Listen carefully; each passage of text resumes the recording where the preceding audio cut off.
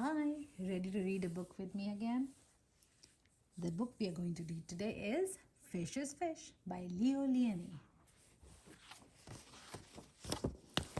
At the edge of the woods there was a pond, and there a minnow and a tadpole swam among the weeds. They were inseparable friends.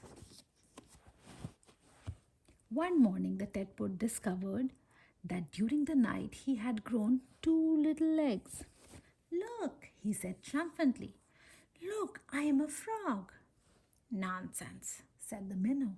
How could you be a frog if only last night you were a little fish, just like me?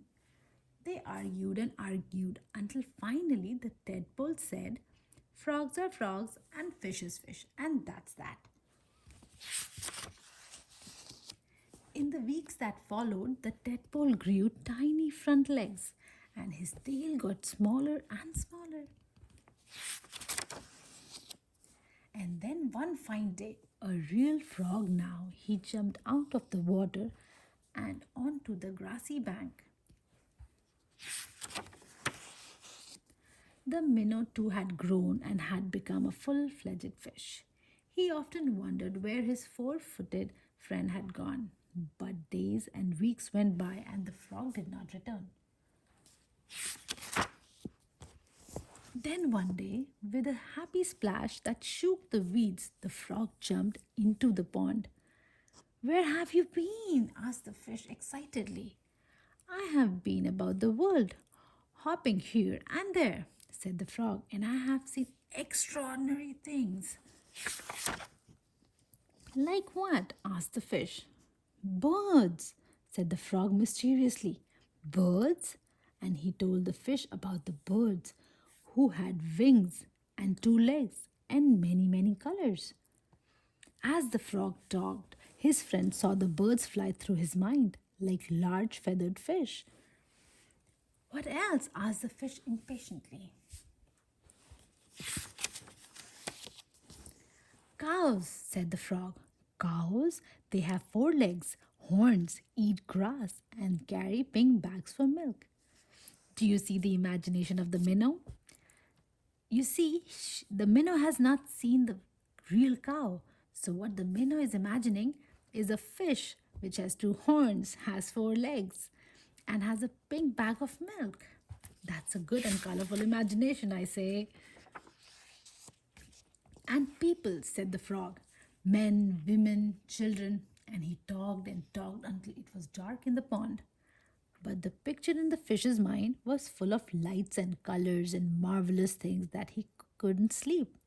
Ah, if he could only jump about like his friend and see that wonderful world. Look at the imagination, so colorful. Of course, he could not sleep in the night.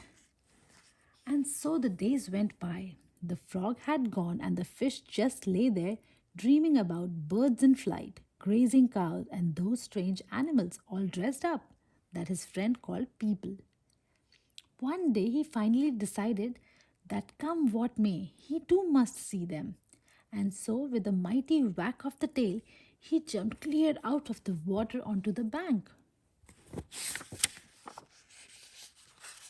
He landed in the dry, warm grass, and there he lay, gasping for the air, unable to breathe or to move. Help! He groaned feebly. Luckily, the frog, who had been hunting butterflies nearby, saw him and, with all his strength, pushed him back into the pond. Still stunned, the fish floated about for an instant. Then he breathed deeply, letting the clear, cool water run through his gills.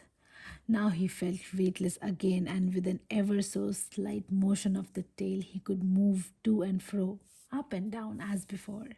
The sun rays reached down within the weeds and gently shifted patches of luminous color. This world was surely the most beautiful of all worlds.